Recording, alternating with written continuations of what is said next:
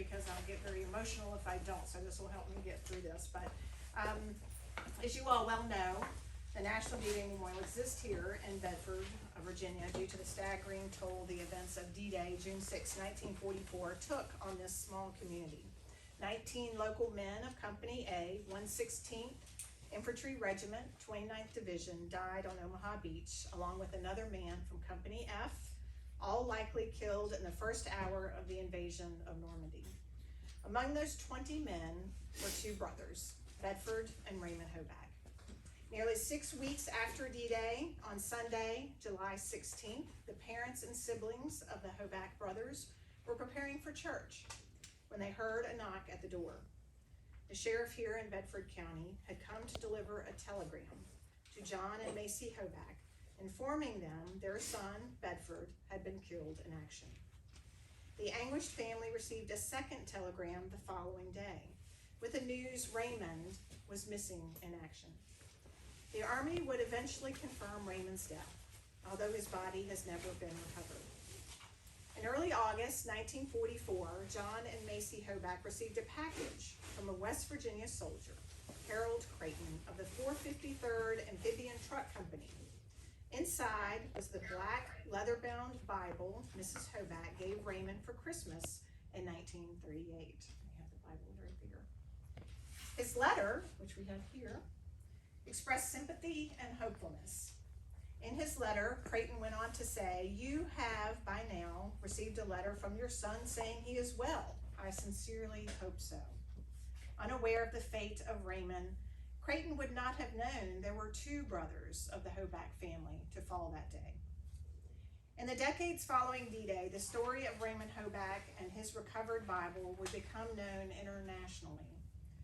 For the account in Alex Kershaw's best-selling History of the Bedford Boys, Raymond's sister, Lucille, told the author, "My mother always treasured the Bible so much. She said that next to her son, she would have wanted to have his Bible."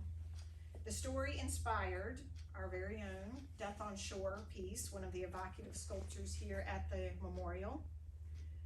The piece features an unnamed soldier at the water's edge, a lost Bible beside him as he breathes his last breath.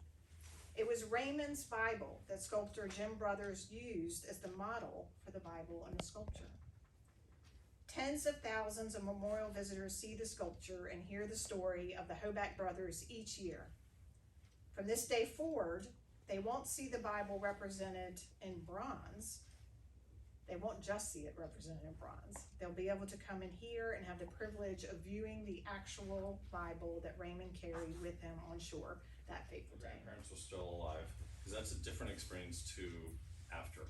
So when my grandparents were still alive and living in the home place, there were a number of things that were stored in a front parlor. It was a small farmhouse, but had a very neat, tidy parlor. There were lots of artifacts in there, like Purple Hearts and other things. I assume the Bible was in there, not 100% sure. But my grandmother wasn't particularly a fan of folks going in there, because it was kind of the shrine. After she passed, it was a little more lax about going in there. And then after both grandparents died, then different pieces went to different surviving children. But my mom was able to retrieve the Bible and the letters after her parents died. And she lovingly kept them. She did. Very but secure it's having been through the process, and I know you all have seen it with the veterans. No one really talked about it, probably until the 40th anniversary or so. And my mom was kind of the kid sister for a lot of the vets. So the 29th Division Association used to meet fairly often in Bedford, and kid sister Lucille would come along, and the vets were start to open up, and so then the conversation could really start about all the artifacts, the Bible included, that before would have been just sort of locked away. Here to send it, but he apparently had no knowledge that Raymond never made it home, and could not possibly have known that another brother had lost a phone. He just